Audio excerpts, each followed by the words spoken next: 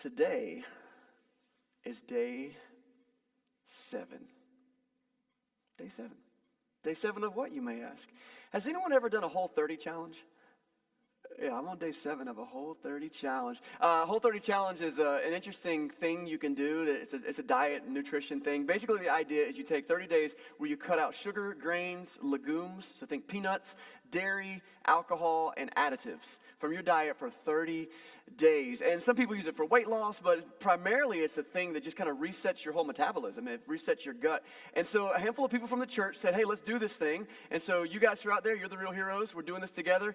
And it's day 7. So we're a quarter of the way through. But I'm going to tell you something. This challenge is not for the faint of heart. If you've ever done any kind of challenge, like food, dietary, it's hard. It's hard because here's what I learned. There are some really good things you can eat while you're on a Whole30, but none of them are on the menu of the things that I normally eat. Like I tell you what, I get up early in the morning and you know what I do for breakfast?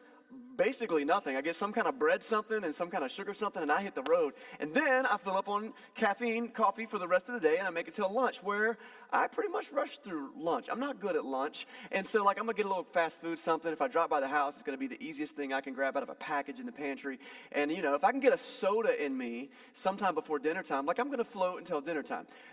It's worked for 40 years, okay? So like it's fine, right? My wife, on the other hand, is a whole different makeup. I mean, she eats super healthy, and she takes care of herself like she should. She's going to live twice as long as me, so y'all take care of her, okay? But, like, so she doesn't have a problem with this as much, and she also cooks supper for us every night. And so when I come home, I eat a good supper, and so that's kind of how I survive. I survive on supper, but for 7 days, I tell you what, you have got to shift your routine if you want to eat food that's going to fill you up, because hunger will not let you go. It'll be like strangling you, like, hey, we hungry, do something about it. So man, I get up every morning for 7 days, make myself a healthy breakfast, potatoes and eggs and vegetables and all the good stuff, no added sugar, no sugar at all, and I'm just eating that thing and I fill up, and I've been packing my lunch or going home to eat at lunch. I'm real proud of myself. Here's what I've learned about a Whole30 challenge. It's not a physical challenge. It's a mental challenge. In fact, almost any discipline that you're going to do in your life is not so much physical as it is mental. One perfect example was that argument you had with yourself this morning when you were deciding if you were going to get out of bed and be here. And you do that every day before you go to work. And you tell your alarm clock to be quiet. I got things to do. It's mental. This Whole30 thing changes everything about the way you think about food. And do I recommend a Whole30? Get with me in 23 days. I'll let you know what I think. I don't know. Oh, man. We're in week 2 of a teaching series that we're calling Winning the War in Your Mind. And so talking about that mental stuff kind of gets our brain moving towards that direction. The big idea with this series is how we think impacts how we live. Would you agree with that? How you think impacts how you live. I just kind of made the point of that with this story I just told, right? I told you last week there's a book by the same title by a guy named Craig Groeschel. He's a really good author, and the book, we stole the title and the graphic from the book because I want you to recognize it. And in his book, we're not getting into a lot of the stuff in the book, but in his book, he's got a lot of like exercises you can do and self-assessments you can do to kind of tackle this war in your mind. Last week, we talked about the strongholds that get built in our mind. The evil one whispers in our ear, whether it is sinful things or maybe it's just stuff from our past. It's trauma that you've experienced, or maybe it's just stuff that you just have a hard time wrapping your mind around. The evil one gets in our ear and he builds these little fortresses, these strongholds in our mind. And we learned from the passage last week that what we've got to learn to do is take every thought captive and make it obedient to Christ. And so if you want to go back and listen to that message from last week, it's on our podcast, it's on our YouTube page. We try to just bank all of our sermons there. But today what I want to do is to dive in deeper into that idea of what happens in our mind. Specifically like, okay, well, if I can't think about certain things or if I need to rethink, how do I do that and what should I think about? I mentioned last week that Paul, the Apostle Paul, is a mental warrior. The things that he writes about in the New Testament, so often you can tell he grows up in a Greek world, Roman world, where everything is cerebral. And he spends a lot of time talking about how we think because I think he realizes the reality that how you think impacts how you live. And so what I want to do today is skip around through probably about 3 places in the New Testament where Paul talks about these things and ask ourselves, what does it mean for us to do a cleansing up here? Maybe more than a Whole30 of the brain. If you got a Bible this morning, I want to get you to open it up to the book of Romans. And I want to tell you, you can look it up on your phone. I'll have it on the screen behind me. But if you need a Bible of your own to use, we've got free ones back here on the shelf by the door. Feel free anytime to get up in the service and go grab one. Obviously, you can tell we're not super formal here. You can do that. Or if you just want to grab one on your way out, and you can write your name in the front cover if you need a new Bible. Or you can just borrow it for the service and put it back on the shelf. That's fine too.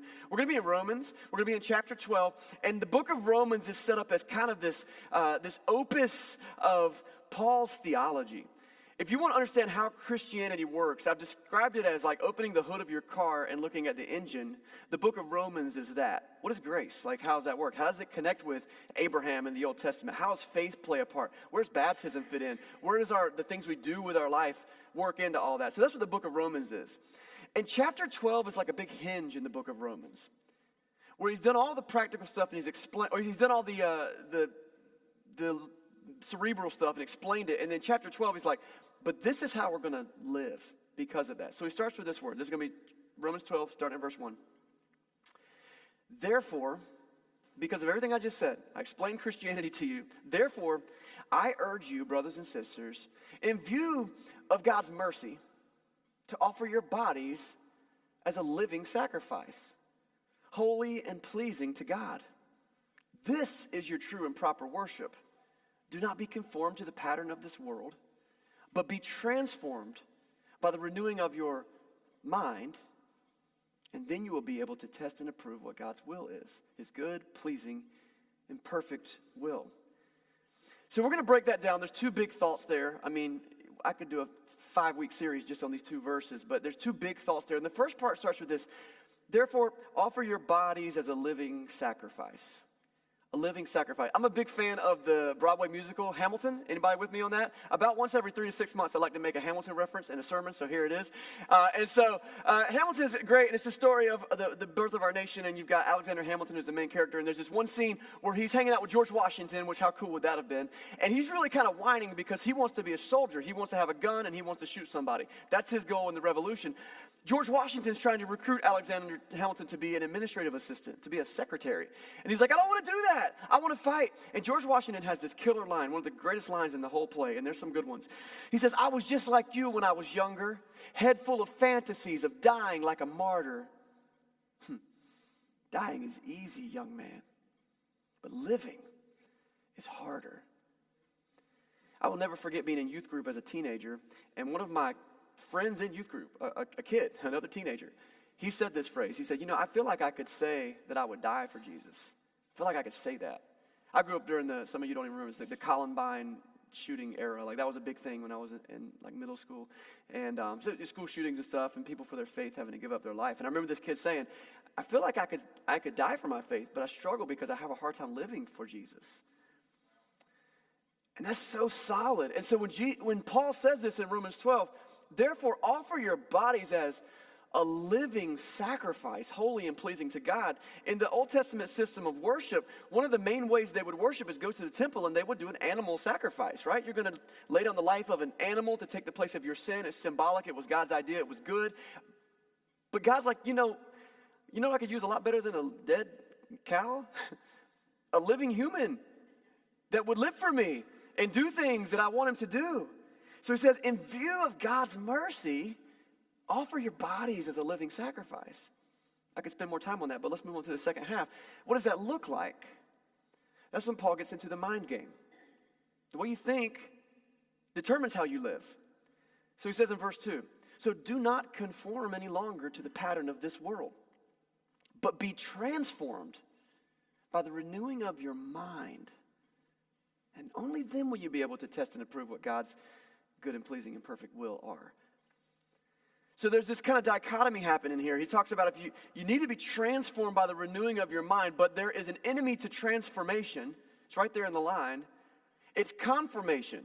And I don't know if they're exactly opposites, but they sure seem like opposites. A transformation is becoming something different. Remember the Transformer robots, the cartoons and the toys, and it's like, it's a VW Beetle. No, it's a giant robot. Wow. It changes, right?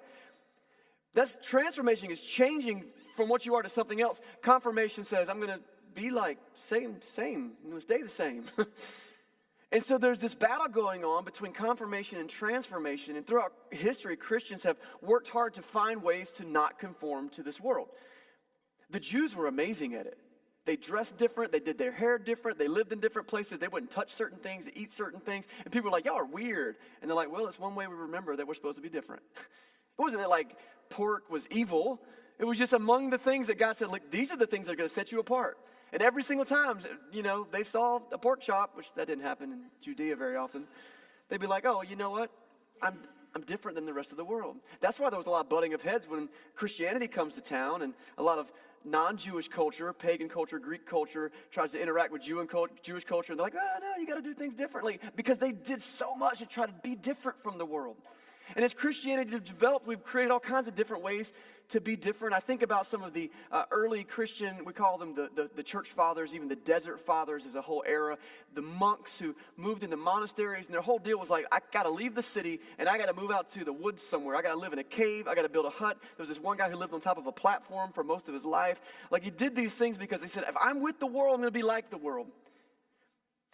I think that does conflict a little bit with our mission, which is to go into all the world and make disciples. It's hard to tell people about Jesus if you're not with them. But I understand the struggle. I can't tell you how many times I thought, especially when my kids were much younger. Actually, it's becoming worse as they get older, too. It's like, man, I just wish we could go live in the mountains somewhere. I could survive off the land. I'm pretty sure I can make it. My kids are like, no. Because it's hard to not conform to the patterns of this world.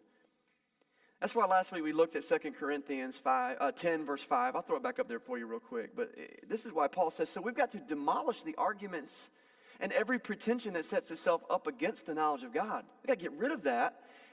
And we take captive every thought and we make it obedient to Christ. The answer isn't hiding in a cave. The answer is the renewal of your mind. If you think different, you live different. So Paul says it like this in another place.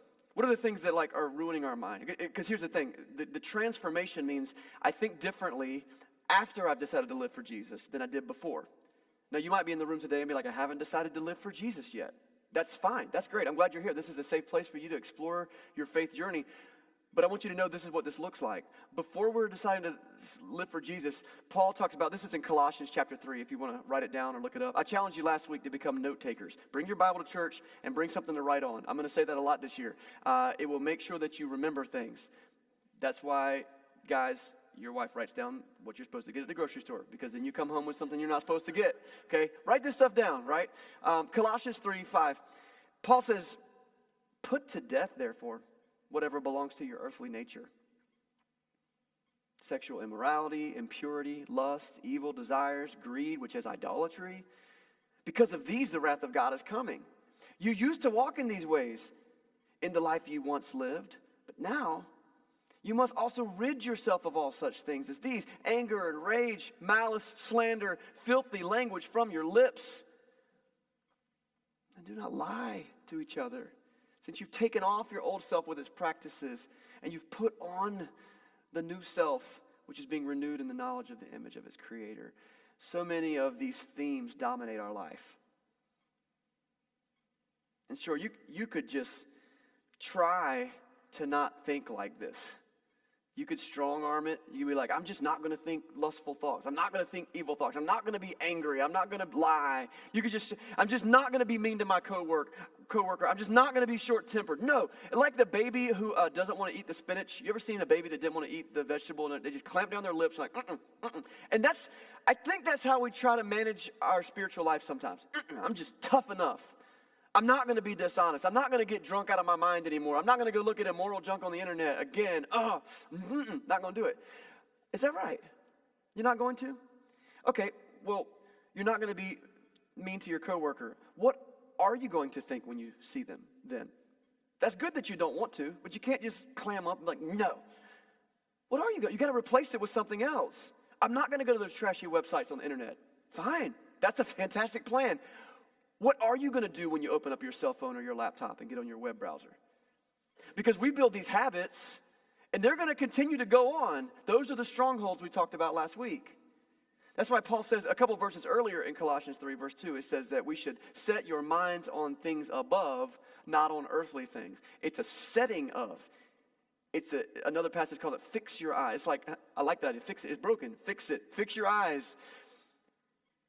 It's a decision we make, and it's a change of our mind. It's the renewing of your mind. Be transformed by the renewing of your mind.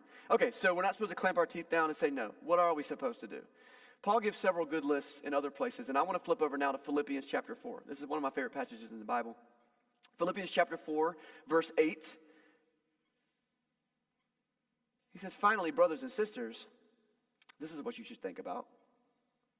Whatever is true, whatever is noble, whatever is right, whatever is pure, whatever is lovely, whatever is admirable, if anything is excellent or praiseworthy, think about such things. It's not just clamping down my brain and say, I'm not going to do anything bad. It's like, no, the goal is to replace it with things that honor God. Guys, I am so thankful that it's not up to like me being perfect at this to have salvation. Because I stink at this. Do you?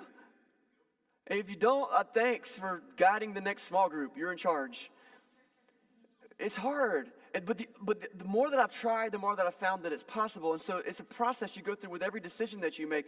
And so you start a conversation about something with someone, and you got to ask yourself as you talk, is it true?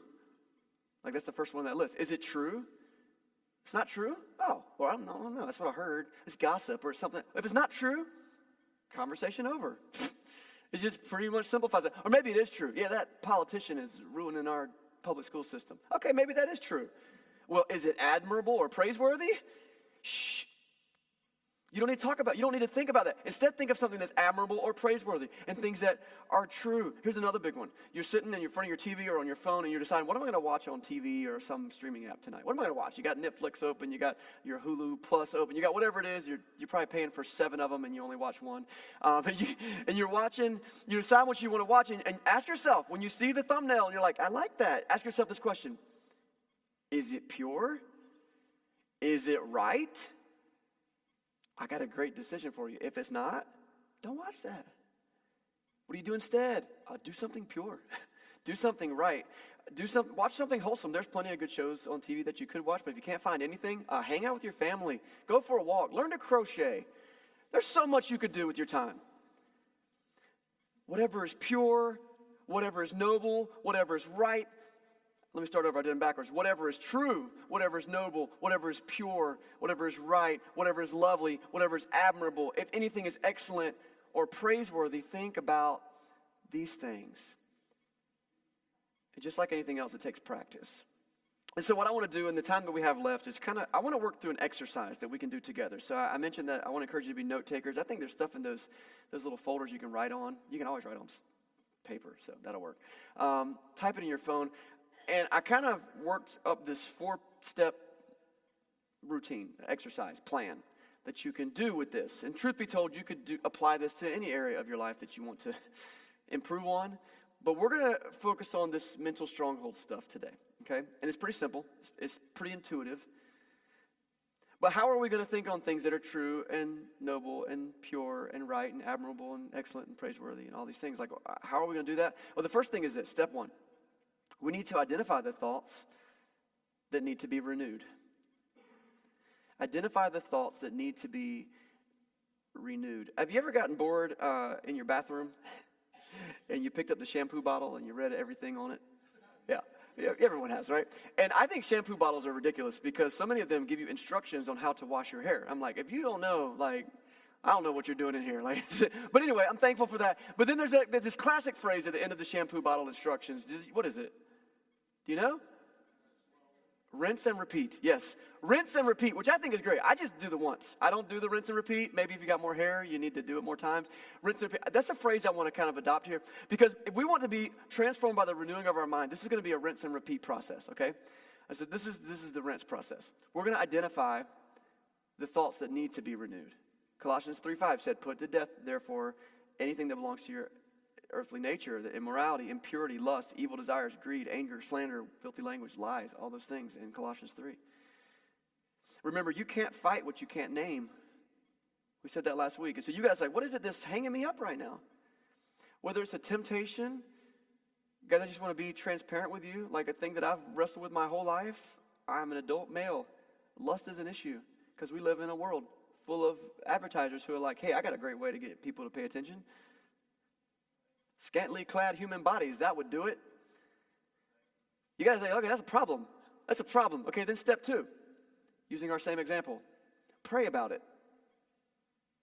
The reason I bring up my example is because for decades, I have learned that if I pray about the strongholds in my life, and it's a prayer something like this, Lord, please erase that thing that I thought. Please blot out that habit that I have. Please make it go away. Give me the power to get through this. Please give me your strength to do this. In Jesus' name, amen. Always call in the name of Jesus. His name is above every other name. We sang it in a song earlier. Pray about it. You're struggling with self-image issues? Pray about it. Lord, help me see myself the way that you see me. You're struggling with fears about the future? Lord, just help me to have faith and trust you. Pray about it. You can't do this by your own power. It's like the baby clamping his lips down. You can't resist it enough. You need God's Holy Spirit working inside of you. So identify the issue, pray about it, and then step 3, this is huge. Build a team. Build a team. Accountability has got to be one of God's greatest gifts to us. You were not meant to grow in your faith in a vacuum. You were meant to grow in your faith in a community. That's why James was up here earlier talking about a small group, and Joe's working on other groups, and hopefully you're in some community. Build a team.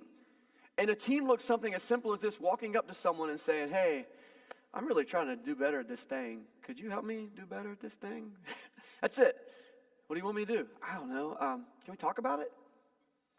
I don't know. It's an addiction I'm wrestling with. How about once a week, will you call me?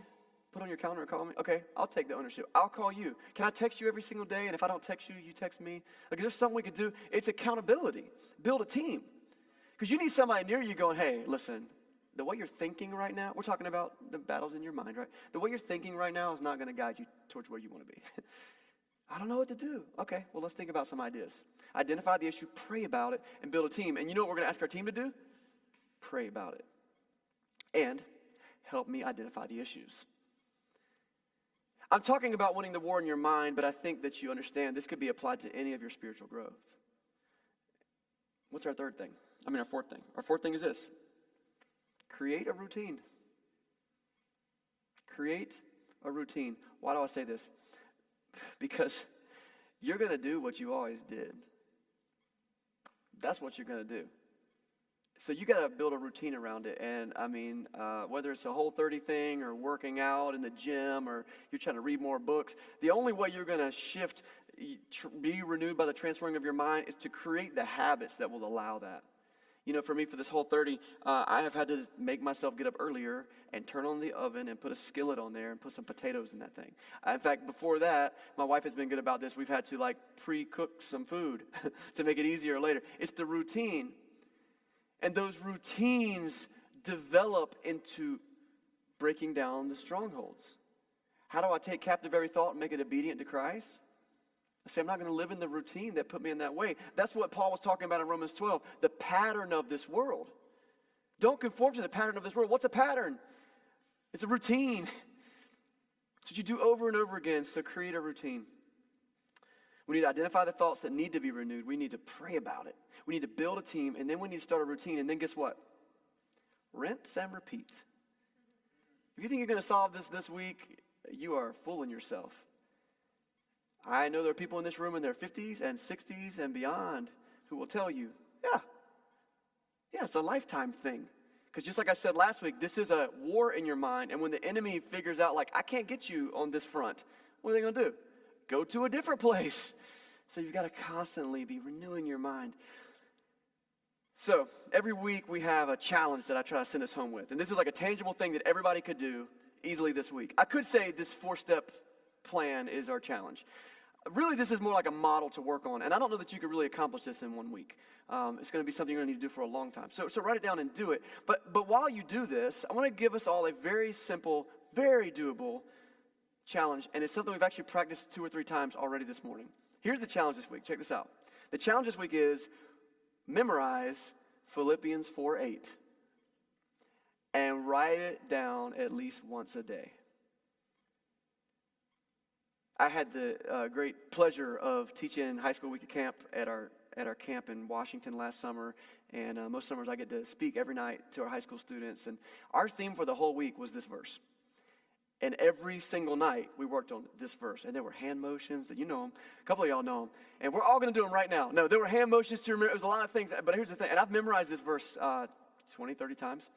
But when I was preparing for this message, and I was going over this passage, and I was like, I practice, I'm trying to get things out, I didn't have it in there.